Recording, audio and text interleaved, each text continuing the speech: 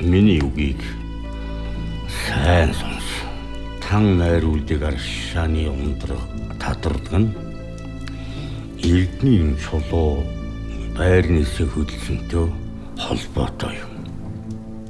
Энэ Эрдэнийн чулуу бол манай нутгийн уул ус лус савдгуудын хамгийн гол шүтэн юм шүү дээ.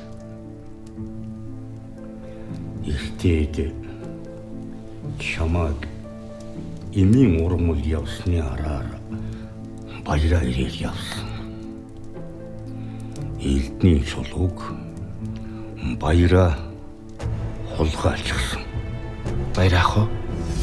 Хүүдээ нөгөө Эрдэнийн чулууг өгч. Хотод нэг хүн өндөр өнөр худалдаж авъя гэсэн. Тэрийг зарчих юм бол хэдэн үеэрээ сайхан амьдрын шүү дээ.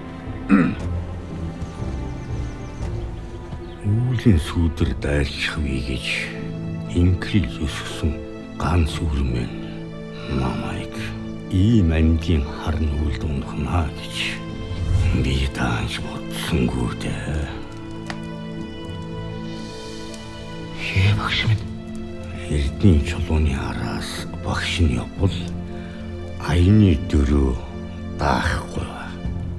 Тэгэхээр миний хүл явж таарна.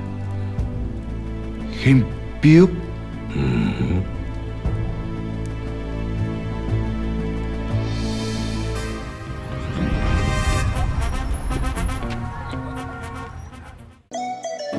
Онцгой бүтээлийг ойрын хос